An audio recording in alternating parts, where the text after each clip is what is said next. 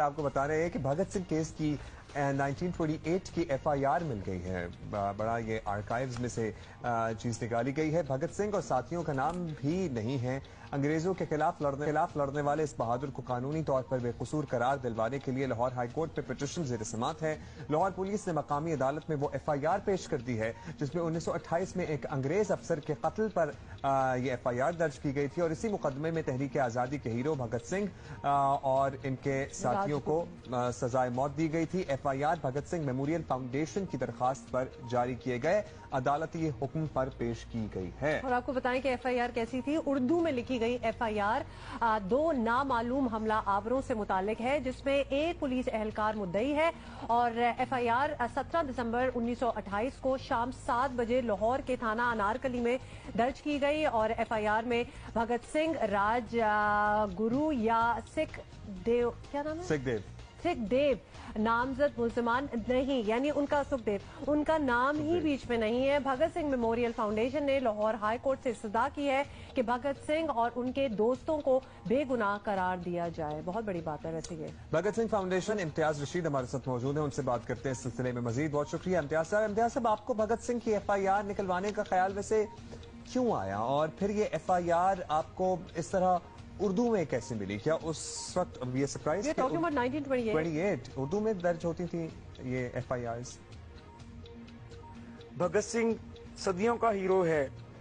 उनका मैंने अपने ग्रैंडफादर से, अपने वालिद साहब से, मेरे वालिद साहब Abdul Rashid Qureshi advocate supreme court के यहाँ वकील हैं, उनसे और अपने दादा जान से जो कि कांग्रेस पार्टी के प्रधान थे, सदर थे अबोहर में, डिस्ट्रिक्ट फिरोजपुर में, उनसे उनकी जुर्रत और बहादुरी के वाकयात सुनता आया था। मुझे ये बताने में खुशी महसूस हो रही है आज कि 1857 की जब जंगे आज़ादी हुई तो मेरे बड़ों ने उसमें हिस्सा लिया और मेरे रियल फोर फादर के दो हकीकी भाइयों को नवाब ऑफ सिरसा समेत सिरसा के मकाम पर अंग्रेजों ने 1857 की जंगे आज़ादी में हिस्सा लेने की पदाश में उन्हें वहाँ पे हैंग कर दिया जाता है, फांसी दे दी जाती है। मेरी रगों में उन्हीं इनकलाबी लोगों का खून था जिसने मुझे मजबूर किया कि मैं भगत सिंह जी को पढ़ूं। जब मैंने पढ़ा तो वो बहुत सारे सुकम पाए मैंने उस केस में। मैंने देखा कि भगत सिंह तो बेचारा मासूम था, बेगुनाह था। फिर मैंने एफआईआर निकलवाई।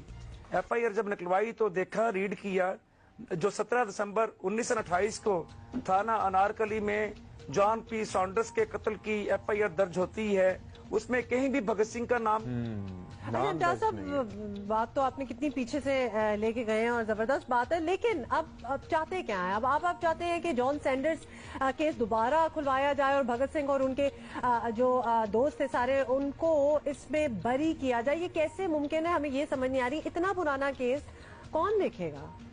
मैंने 13 में लाहौर हाई कोर्ट का दरवाजा खटखटाया। 2013 में असूल इंसाफ के लिए हमने ये पिटीशन दायर कर रखी है लाहौर हाई कोर्ट में कि कोर्ट उसे इनोसेंट डिक्लेयर करे। तो वो हमारी दरखास्त जो कि रिट पिटीशन थी वो बाकायदा तौर पे एडमिट हुई है, नोटिस हुआ उसमें।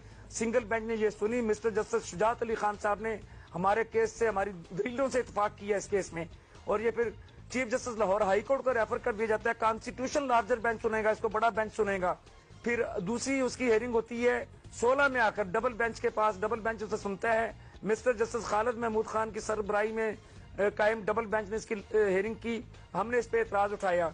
हमने कहा कि डीबी इस केस को नहीं सुन सकती क्योंकि ये उस वक्त के 3 जजों का फैसला था। इसके लिए 5 एंड मोर जजेस इस केस को सुने, तभी इंसाफ के तकाजे पूरे हो सकते हैं। उन्होंने हमारी गुजारिशात से इत्तेफाक किया और ये केस हमारा chief justice Lahore high court को दोबारा रेफर कर दिया कि इसके लिए बड़ा आईनी कॉन्स्टिट्यूशन लार्जर बेंच बनाया जाए। हीरो होते हैं, उसका किसी भी मजहब और धर्म से तल्लुक क्यों ना हो। तो हमने ये केस साबित करके वर्ल्ड लेवल पे एक मैसेज भी दिया है कि मुसलमान मुतअस्सिब और तंग के हीरो के रोल का एहतराम करते हैं। इम्तियाज साहब, बहुत शुक्रिया। इम्तियाज रशीद हमारे साथ मौजूद